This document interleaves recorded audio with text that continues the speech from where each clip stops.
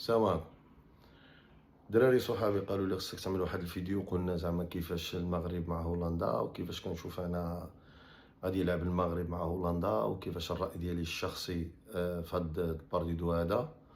فانا غادي نحاول نشرح بعض الامور ونقدر نشرح فيها النقط ديال الضعف ديال المغرب والقوه ديال المغرب والضعف ديال هولندا والقوه ديال هولندا، وتقريبا شنو كنظن انا غادي يقدر يوقع او لاش من سيناريو كنحتاجو حنا باش نفوتو هولندا. اول حاجه نبدا بها وبغيت نبدا بها وهو باللي ان هولندا طلعت للدور الثاني ب7 النقط و10 الاهداف، يعني طلعت كاقوى فريق في الدور ديال في الجروب ديالها. وغير للتوضيح، شي ناس اللي سمعتهم حتى في بلاطوات اللي كيقول لك زعما حنا هولندا بعداتك شويه سهل على اليابان، فنقول له السي محمد مشي اعمل الخدمه ديالك مزيان، عاد قول هذا الكلام هذا. لحقاش هولندا ديك الماتش اللي شفتو كونترا اليابان اللي هضرتو عليه، هذاك ماشي هو الماتش اللي شفتو كونترا سفايده. تقريبا تقول المنافسه ما بين المغرب ديال البرازيل ماشي هو المغرب ديال هايتي، لان التشكيله اللي لعب بها ضد الزفايده هذيك هي التشكيله ديال هولندا اللي غادي تلعب معنا، ماشي التشكيله اللي لعب بها ضد اليابان. لان هولندا كان عندها واحد المشكل، وهو كومان كان باقي ما جبرش مفتاح الشبكه، يعني مفتاح الشبكه كان كومان باقي ما جبروش.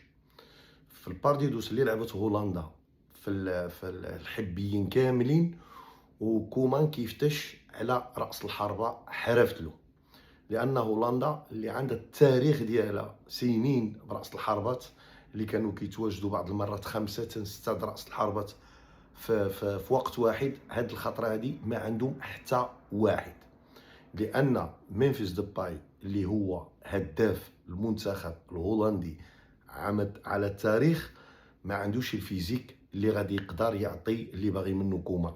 فهو جرب مال اللي كيلعب في روما، ومال في روما كيطير، لكن انا دائما كنت كنشوفه ملي كيجي هولندا ما كيعمل والو، يعني واخا يخشي في الفرقه ديالو 80 هدف غير كيجي من هولندا ما كيعمل والو.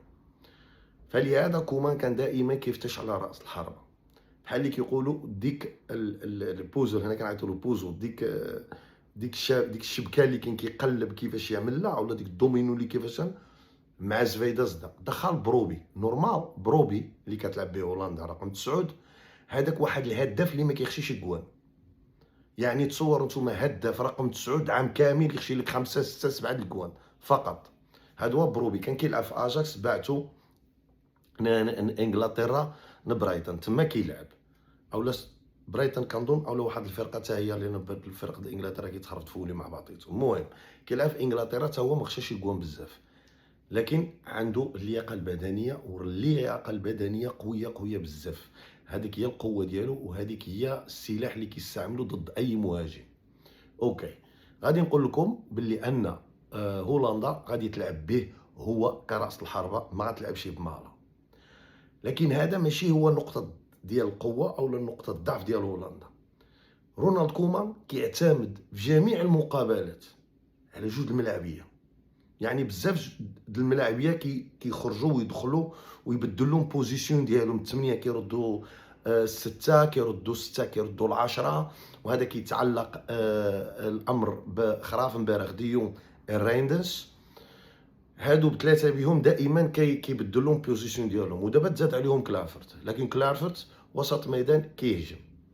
نرجع لك ديك جوج الملاعبيه، دوك جوج الملاعبيه هو ديمفريش وفرانكي ديون. هاد جوج اللاعبين هادو هما المفتاح ديال كومان في اي مقابله. يعني مثلا ملي كيلعب ديمفريز، هو ديمفريز اذا حطوه هو اللي كيحدد الرقم 7 شكون اللي غادي يكون، اللي موطع اللي كيلعب دياز كيحط الملاعب يسمى اللي غادي يقدر يفتح الطريق لديمفريز ويعطيه المساحه باش يلعب. يعني رونالد كومان عنده ديمفريز حسن من رقم 7، كيعتمد عليه ومنو كيبدا شكون اللي غنحط قدام اللي غادي يجي معاه، لان هذيك هي واحد القوه وسلاح ديال رونالد كومان اللي كيلعب به في جميع المقابلات.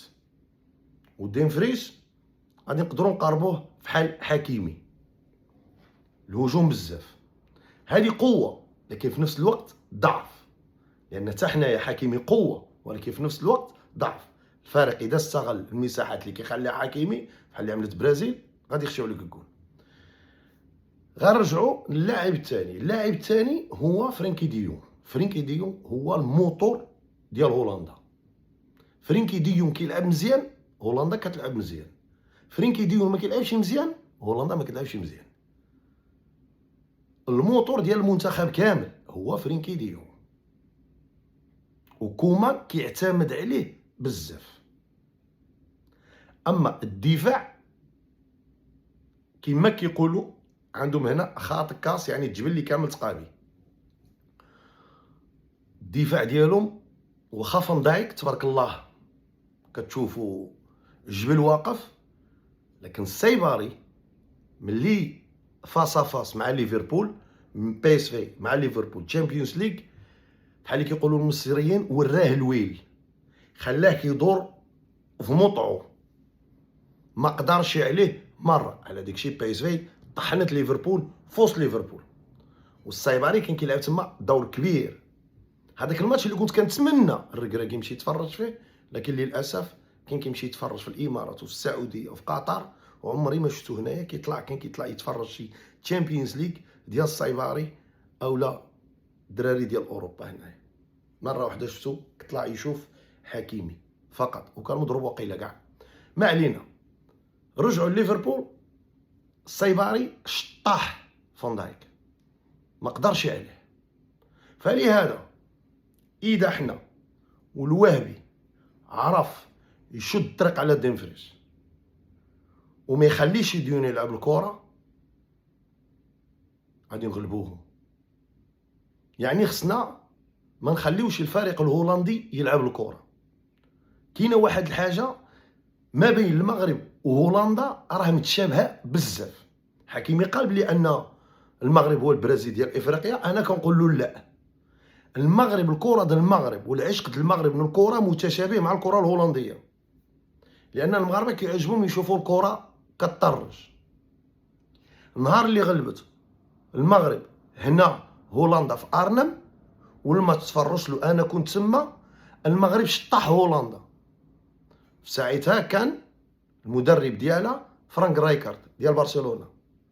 ملي سقساوه كيفاش خسرتي نتينا مع المغرب 2-1، قال لهم اشي ماروكو لاطو فوتبالا دخايني فينا.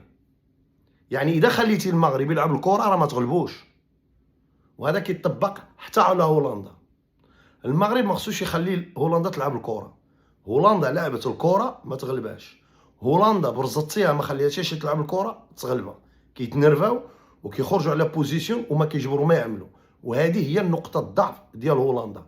هولندا ما خصهاش تلعب الكره. والحمد لله انا اذا شفت الوسط ديالنا بوعيدي العيناوي تفعلهم حتى السايباري، كنشوف عندنا وسط حسن من الوسط ديالهم. واخا هما الوسط ديالهم كما قال اش كيقولوا فان فارت، لان حنا عندنا ملاعبيه كيلعبوا في سيتي وملاعبيه كيلعبوا في برشلونه وملاعبيه كيلعبوا في ليفربول. رد عليه مولدر قال له والمغرب عندهم كيلعبوا في في مدريد، وعندهم لاعبيه كيلعبوا باريس سان جيرمان 2 مرات تشامبيونز ليغ، وعندهم السايباري. يعني ما ديك الزمان اللي كان المغرب لا. حنا دابا الكتوفه تقدوا، حنا الكتوفه تقدوا، تكون برازيل تكون المانيا تكون فرنسا، ما بقاش ديك الزمان راه باقي هما بحال اللي كتقول عاد كيبغيو يفيقوا. فلهذا حنا عندنا الوسط ديالنا اقوى وسط في العالم، وما كنزيدش فيه، اقوى وسط في العالم. حاجه وحده انا ما عرفتش شنو غنعمل في ديك اوناحي. يعني الوهبي اذا كان مقتنع به كنا شفناه كونتر هايتي لاعب رسمي. اللي كنشوفو انا حتى الوهبي ما مقتنعش به. فلهذا كنتمنى نشوف شي تغيير في وسط الميدان وما يكونش فيه اوناحي، لان هولندا ما خصكش تخليها تلعب الكره. وانا ما باغيش نشوف السايباري كيجري باش يعمل الضغط على وسط الميدان. السايباري عنده باور وعنده قوه، وغادي نحتاجو كونتر هولندا 90 دقيقه ماشي 70، لان حنا دابا دخلنا يا حياه يموت، ما عندناش باقي الماتش اللي موراها. فلهذا خصنا قبل الدقيقة 70 المغرب يكون غالب ب2-0، خاشي 2 الأهداف. إذا ضربت دقيقة 90 وغالبين ب2، شوفوا في الساعة وعرفوا دوزنا. الماتش طبعا 90 دقيقة، ولكن حنا القوة ديالنا اللي كنشوفها نص مليون الأولاني كنلعبوه 100%. كنهضروا الأهداف، هذا كنتمنى المدرب يلعب عليه. لكن كما قلت لكم ديوم ومدفريش، هذه هي القوة ديال هولندا. الجهة اليمنى وسط الميدان، الجهة اليمنى حنا عندنا تما السبع ديال الصيباري والله لا دازو، وهولندي يعني ما حتاش يقول له اختر او فور افان زايكانت غادي يفهموا شنو قالوا. وعندنا في القدام الصيباري اللي تا هو كيهضر اللغة ديالو وكيهضر جميع اللغات، غادي يقول العناوي والفرنساوي يعطيها لي اليمين، وغادي يقول الدياز والاسبانيولا اعطيها لي للشمال. شتي كيفاش حنا عاملين. كنتمنى نكون فسرت مزيان، والسلام عليكم.